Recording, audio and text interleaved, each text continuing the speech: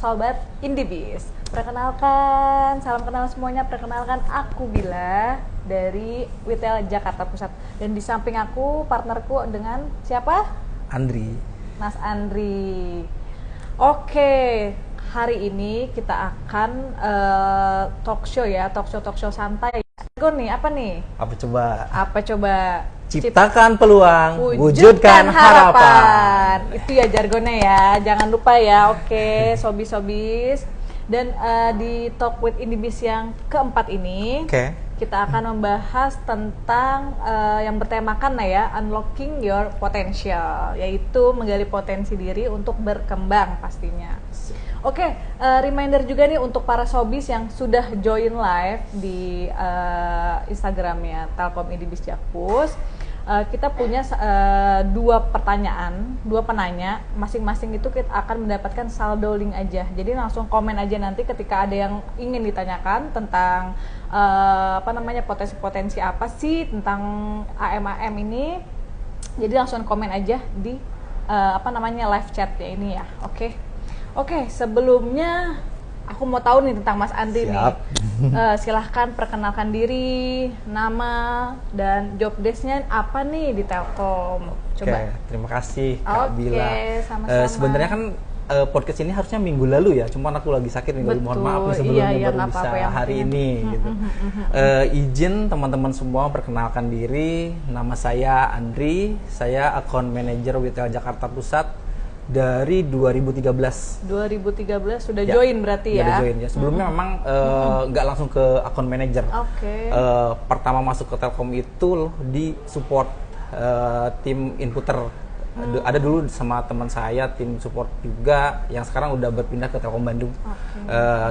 Setelah 2014 baru jadi AM. Baru jadi dipercaya untuk diamanahin untuk jadi account manager. Jadi sampai sekarang ya, jadi tahun 2014 sampai sekarang ya. Kalau misalnya berarti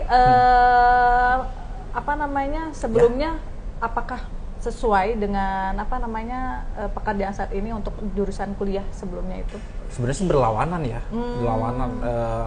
Nggak ada basic marketing sama sekali. Apalagi kita kan bekerja di perusahaan teknologi ya. Betul. Jadi nggak ada basic marketing, terus awam juga dalam teknologi.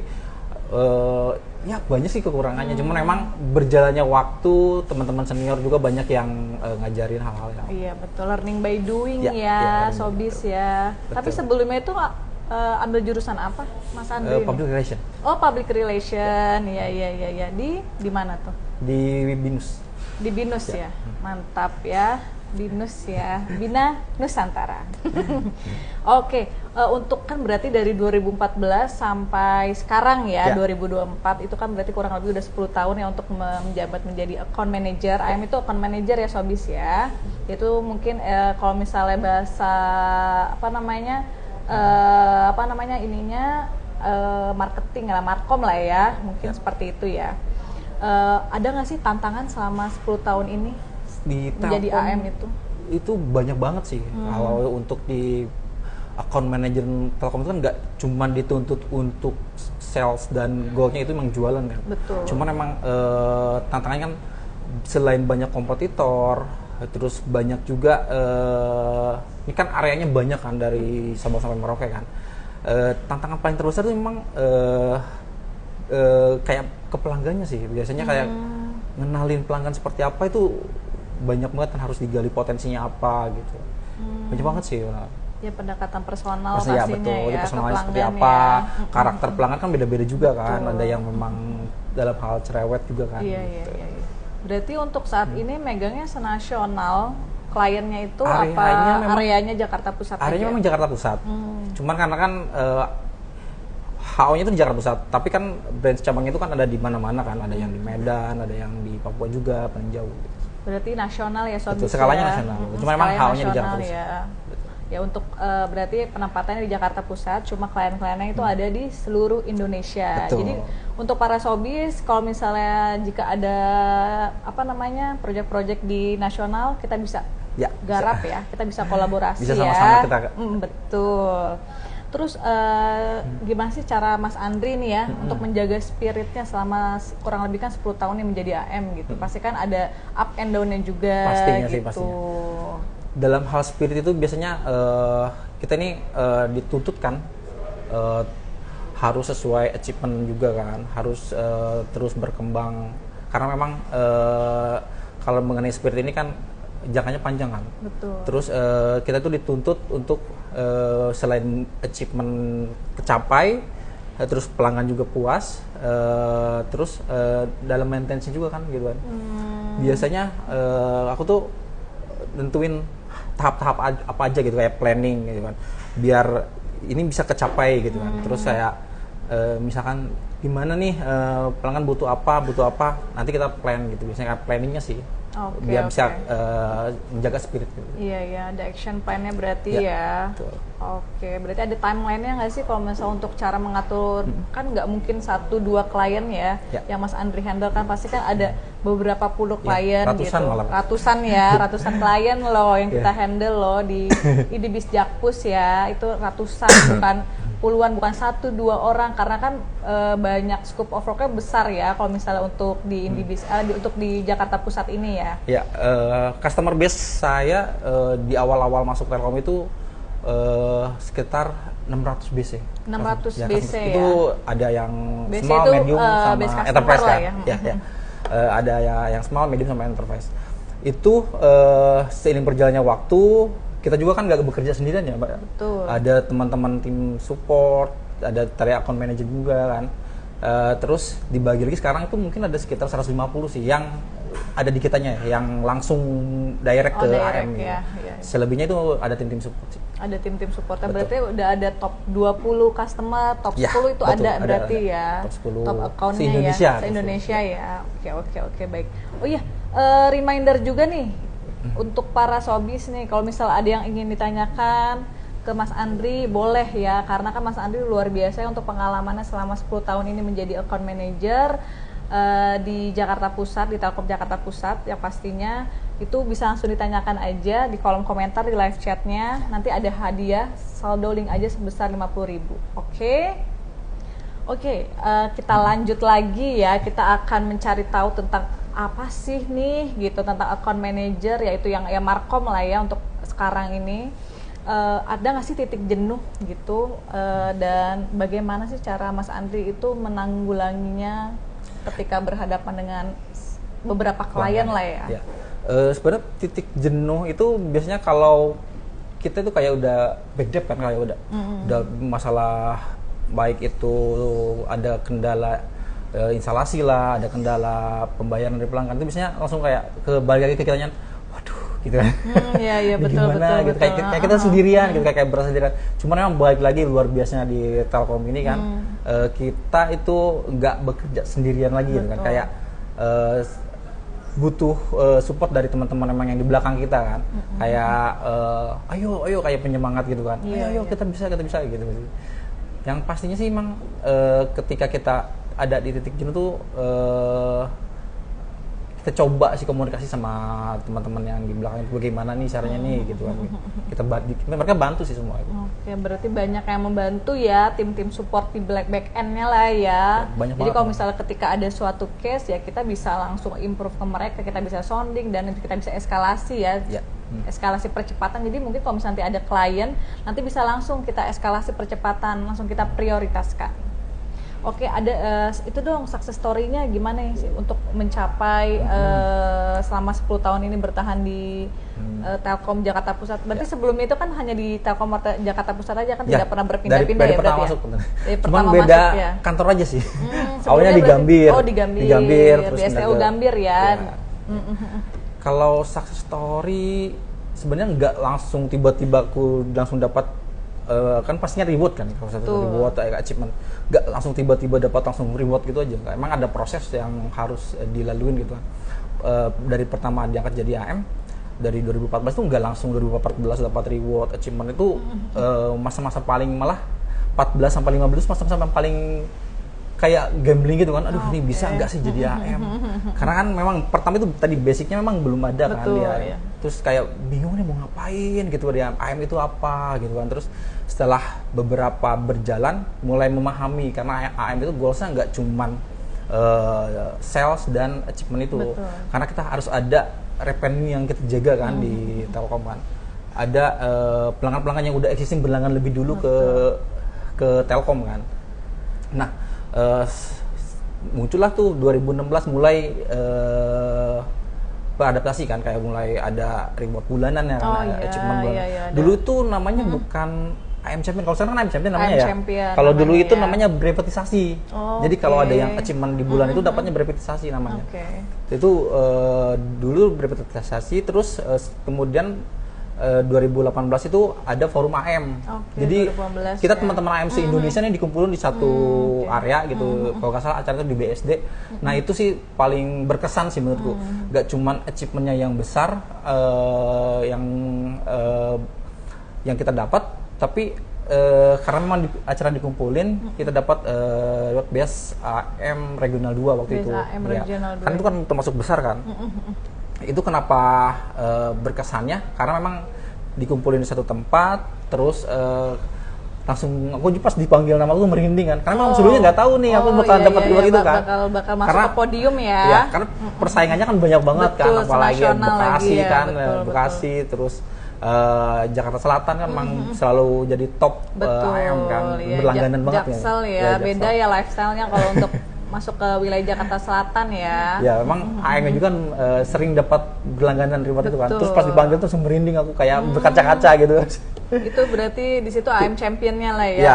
AM Champion kan bulanan. Itu kan yang tahunan. Oh yang tahunan, yang yearly ya. Best AM tahun itu 2018 untuk kategori AM situ. AM Tirek 2 ya, Regional 2. Regional 2 Terus pas balik ke Jakpus kan itu biasa kan, dapat lagi reward lagi. Best Employee tahun 2018. Mantap ya. Jadi kayak luar itu biasa. Sih paling tertinggi di 2018. Itu tuh apa sih projectnya, lagi kawal project apa sih? Pasti kan big project yang Mas Andri kawal tuh. Ya, projectnya itu dulu tuh ngebangun gedung di Sainat di Kemayoran. Jadi dia instalasi jaringannya sih, jaringan. Oh, instalasi jaringan ya. Sama maintenance. Jaringan. Berarti itu dia recurring atau OTC? Recurringnya ada, OTC-nya. Oh, recurringnya berarti. Recurringnya sampai sekarang udah ada revenue-nya gitu, tiap bulan. Kalau OTC-nya juga ada. Berarti karena kan gedung baru kan, jadi kita bangun semua. Kayak smart office. Oh, smart office jatuhnya ya. Kita bisa juga loh kalau misalnya ada yang mau berlangganan smart office, smart building, smart parking, itu bisa kita langsung di Telkom Jakarta Pusat ini ya. Oh, Telkom Regional, cuma bisalah langsung kontak. Sebenarnya bukan cuman smart office kan, kita lebih ke total solution. Betul. Kalau Telkom itu sekarang nggak cuman jual internet, nah itu bisa atau telepon gitu kan. di share kan. Kalau misalnya Telkom nih sekarang kan orang awam tahunya pasti kan Telkom, oh jaringan gitu ya. Oh, telepon, internet, telepon, udah itu aja. Ternyata palu gada ya gitu. Ya, banyak pelanggan yang baru ketemu nih sama kita baru ketemu nih. Mereka selalu nanya, saya pikir Telkom itu telepon doang. Emang tugas kita untuk jelasin, kita ini gak cuman telepon aja gitu. Lebih ke apa yang dibutuhin pelanggan sih. Betul. Berarti request customer aja ya. Ya, by customer. Betul. Kalau misal ada produk digital kan juga ada ya. Connectivity ada, produk digital ada gitu. Jadi bisa langsung lah gitu. Kita kolaborasikan, kita bisa ya. Oke. Itu berarti success story-nya selama 10 tahun menjadi account manager ya paling di Jakarta Pusat. 2014 sih. 2014 ya. 2018 yang waktu apa? Forum AM. Forum AM ya. Oke. Terus gimana sih cara Mas Andri tuh menggali potensi diri di dalam diri Mas Andri nih setelah menjadi AM ini gitu? Ya, pertama di AM itu kan 2014 itu sebenarnya dulu itu kalau ketika kita diterjun jadi AM itu memang kayak kita tuh harus nyari sendiri gitu kan, kayak nyari sendiri, terus nih Hunter mau ngapain ya. Kalau sekarang kan lebih enak karena kita diarahin, ada pelatihan lah, terus ada program pengembangan diri. Kalau sekarang kalau dulu tuh gak ada, kita langsung kayak ikut AM senior, udah kemana kan, kemana kita mau ngapain gitu. Tapi kalau sekarang tuh ada banyak pelatihan yang memang di Telkom itu selalu difasilitasi itu semua teman-teman. Betul. Ya kayak pelatihan produk lah, kayak tiap minggu aja kan kita banyak ada kelas Zoom, kelas gitu kan. Ada Zoom meeting ya, jadi tiap minggu kita rutin ya. Nah itu sih kita kalau memang mau berkembang kan kayak pisau aja kalau biasa kan semakin tajam kan. Nah kita juga semakin ikut banyak kegiatan, banyak kelas ini ya. Jadi ikutin kegiatan aja. Ya, berarti product knowledge-nya banyak ya. Betul. Selama menjadi account manager ini ya. Berarti pelatihan-pelatihannya itu ada yang offline, ada yang online berarti? Kalau sekarang banyaknya online malah. Online ya, berarti via Zoom aja ya. Kalau sebelum pandemi itu kan emang banyaknya offline. Offline ya berarti ya, kalau misalnya. Kalau saya lebih ke hybrid sih, tergantung kebutuhannya. Iya. Betul. Ya kalau misalnya ada sobis yang mau join, ayo jawab pertanyaan-pertanyaan. Ada nggak yang nanya? Oke, kita lihat ya. Siapa sih nih yang akan bertanya nih?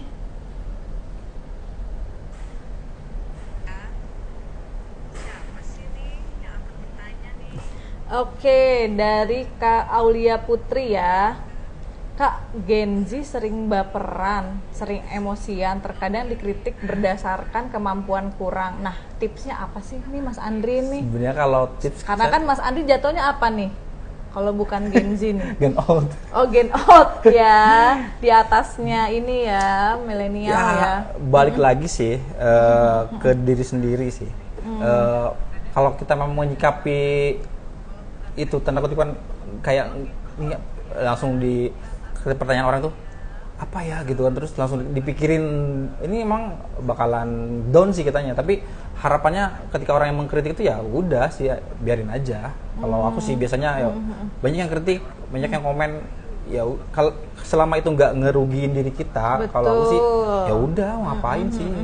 Mungkin ya beda generasi, beda cara sudut pandang menyikapinya juga ya gitu. Betul. Ini dari Kak Aulia Putri ya. Ini ada satu pertanyaan dari Kak Sarma. Kak, apa saja sih yang dirasakan saat sudah menemukan potensi diri kita? Apakah cukup sampai dari situ? Apakah maksudnya puas nggak nih gitu? Kita kan sudah mencapai suatu achievement ya. Apakah puas nih dengan apa yang sudah Mas Andri lakukan gitu? Kalau puas berarti otomatis kita terhenti di situ kan? Betul. Kayak udah sih mau ngejar apa lagi pasti gitu kan. Cuman emang ketika kita dapat achievement atau reward itu justru harapannya itu bakalan kita lebih jauh lagi sih. Betul. Kayak contohnya kan kalau di Telkom kalau achievement-nya kecapai biasanya targetnya ditambah kan. Betul. Nah, jadi kalau misalnya udah achieve nanti akan ditambah lagi nih targetnya.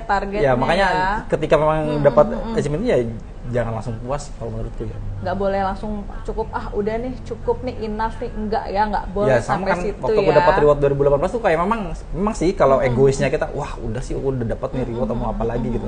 Tapi ketika kita ngeliat ke belakang sebenarnya banyak yang lebih dari itu, orang-orang yang di sana tuh yang di luar itu justru rewardnya lebih banyak kan. Betul.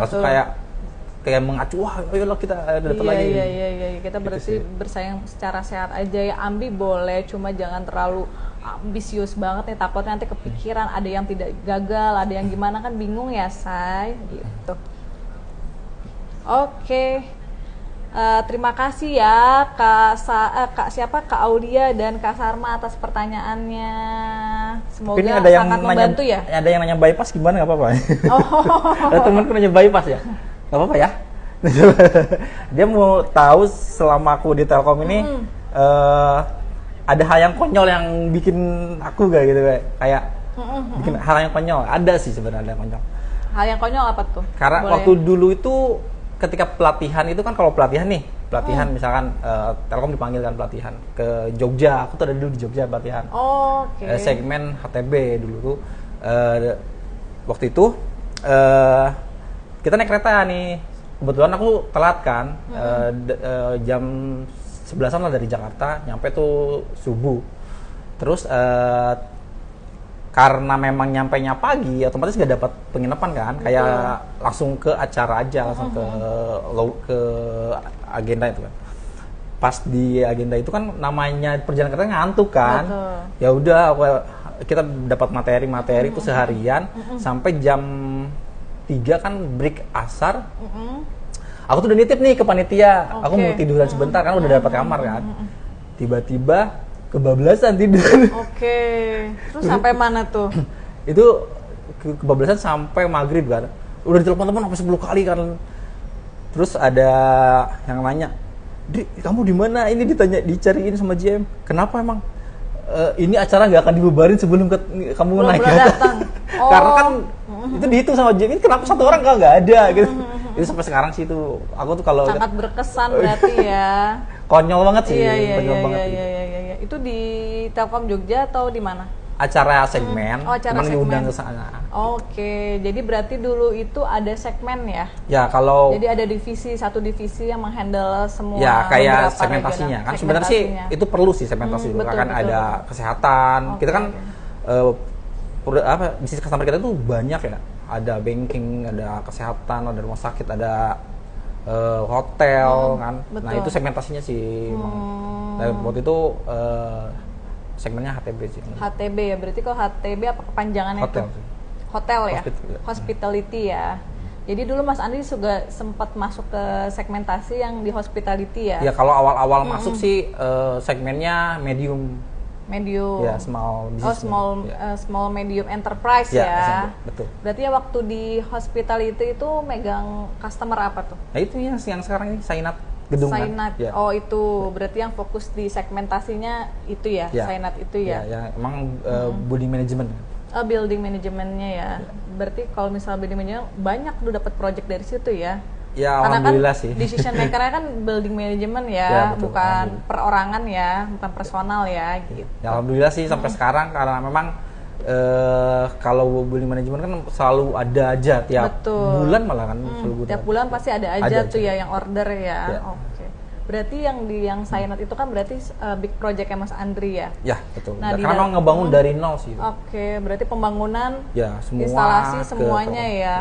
Tuh Sobis bisa juga tuh kalau misalnya ada yang mau bangun gedung bisa kalau langsung baru planning juga bisa baru planning gitu. Jadi 5W1H-nya bisa langsung Mas Andri diplankan lah, ada timelinenya lah ya. Nanti Mas Andri bisa dibantu Mas Andri ya, Sobis ya. Bukan cuma saya sih, ada tim. Ada tim juga, cuma kan yang di garda terdepannya kan Mas Andri ya sebagai account manager Telkom ya. Sesi tanya jawab lagi kali ya. Udah berarti 2 pertanyaan aja nih ya. Terima kasih banyak ya, terima kasih banyak yang sudah bertanya di kolom komentar. Mohon maaf, mungkin nanti kalau misalnya ada yang ingin ditanyakan bisa langsung ke officialnya bisa atau langsung ke bypass juga. Ke bypass ke Mas Andri juga bisa ya. Nanti kalau misalnya ada yang minta nomornya Mas Andri, nanti kita bisa langsung kirimkan di bawah sini ya. DM aja ke adminnya. Nanti DM aja, nanti bisa langsung disolusikan ke Mas Andri. Itu dong Mas Andri pesannya untuk sobis-sobis di rumah seperti apa gitu. Barangkali ada dari sini kan mungkin penontonnya ada dari beda generasi, ada milenial, ada Gen Z juga gitu. Dan Mas Andri kan pengalamannya sudah sangat luar biasa gitu. Bagaimana sih coba pesan-pesannya, pesan dan kesannya lah gitu. Sebenarnya kalau pesan aku bukan motivator ya. Iya, nggak apa-apa ya. Ya kan based on experience berdasarkan pengalaman itu aja ya. Ketika kita mau mengerjakan sesuatu itu memang bagus nge-plan sih, side plan. Kayak kita berangkat dari kantor nih, mau berangkat dari rumah ke kantor kan nge-plan nih mau jalan mana, lewat mana, mau naik apa gitu kan. Emang membiasakan itu sih penting sih, membiasakan selalu bikin planning besok mau ngapain, nanti mau ngapain, itu penting sih. Jadi menurutku memplan sesuatu itu memang penting sih. Jadi teman-teman semua bisa nge-planning apa aja yang mau dikerjain. Ketika kita nih blank, kalau udah nge-plan kan, kita mau ngerjain ini gitu, kita mau hari ini mau kemana gitu kan. Itu sih, itu jadi penting sih planning. Jadi ada account plan-nya ya untuk for long term-nya ya. Jadi kalau misalnya ada yang takut terlupakan, pasti kan kita langsung lihat di dashboard-nya atau di satu dokumen lah gitu. Ini kita harus apa-apanya ya. Terus apalagi nih yang bisa Mas Andri kasih masukan kepada sobis-sobis? Pakai layanan Telkom sih. Pakai layanan Telkom itu, nggak usah hanya layanan digital connectivity, digital advertising juga ada ya Mas Andri ya. Ada banyak banget. Pokoknya kalau kita sebutin satu-satu nih sampai sore nggak akan selesai. Betul, gitu. Makanya kan kita langsung ke kebutuhannya apa, langsung nanya gitu kan, kebutuhannya apa, mau seperti apa ya, itu sih. Betul. Jadi kalau misal nanti ketika ada yang ditanyakan lagi untuk detailnya, karena live ini kan mungkin ya cukup ya gitu, kita sudahkan dulu. Jadi kalau misalnya nanti akan yang ada yang ditanyakan lagi bisa langsung DM aja.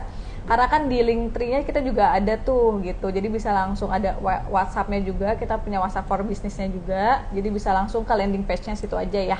Oke Sobis, mungkin cukup ya dari untuk live with talk Indibis with Jakpusnya ini.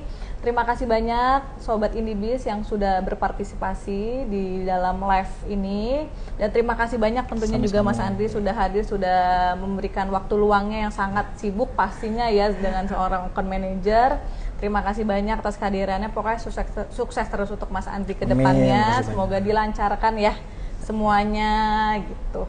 Terima kasih banyak Sobat Indibis, sampai bertemu lagi.